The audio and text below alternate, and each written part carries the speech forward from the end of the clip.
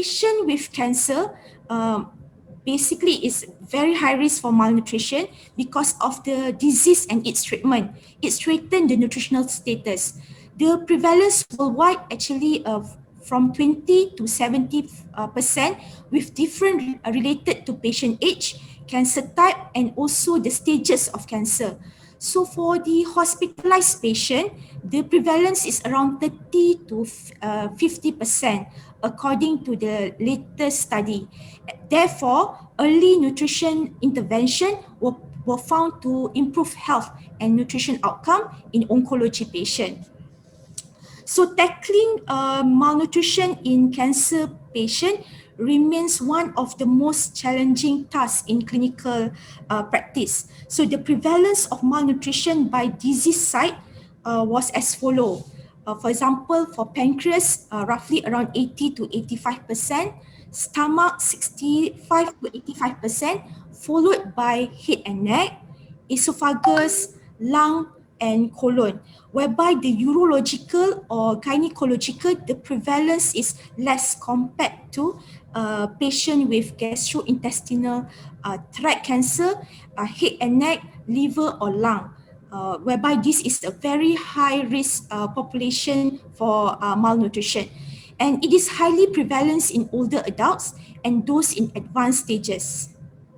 The nutrition plays a crucial role in cancer care. So, the treatment of cancer is surgery, chemotherapy, radiotherapy, or targeted therapy. Some patients will only have one treatment, but most of patients will have combination of treatment, such as surgery and after that chemotherapy, or chemotherapy combined with radiotherapy. We call it as concurrent chemoradiotherapy. So many patients have nutritional deficiency even before diagnosis and subsequent treatment. So this malnutrition likely to develop and worsen during this specific cancer treatment, especially when early and appropriate nutritional intervention is not properly indicated. So study by Kowa et al. 2016 reported that 75% of cancer patients reported fatigue, penat since beginning treatment and experienced more diet-related issue. 40% had decreased appetite since starting of the treatment. 31% reported increased thirst. And if we look in terms of taste sensitivity, they are more sensitive to salty and bitter. And they also very sensitive to smell of food, body odor, environment. So they were very sensitive to smell. So cancer cachexia actually is a bad condition.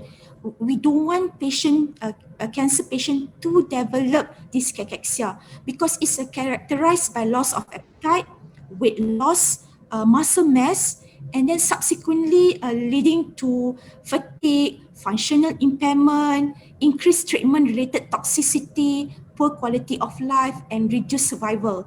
So across malignancy, actually cachexia, half of this patient have this problem, and it also account around 20% of cancer death. So this is the factors contributing to cancer-related cachexia.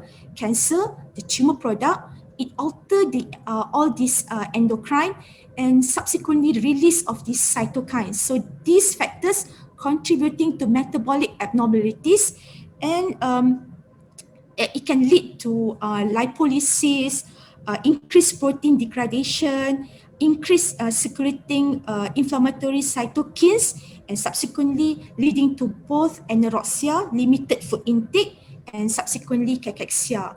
So this is the three phases of cancer cachexia. Pre-cachexia, whereby patient have weight loss less or equal to 5%.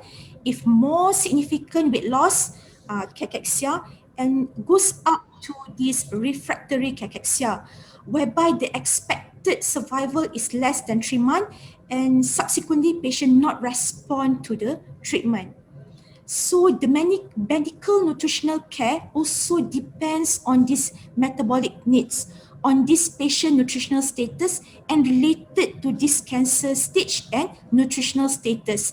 As we can see, pre-cachexia, we focus normally on enhanced, on high protein, high calorie, nutritional counseling. And when patient have this cachexia, because of the limitation of food intake, patient need additional ONS, and subsequently, if let's say patient move to refractory cachexia, patient might need a palliative nutrition or sometimes only the comfort feeding.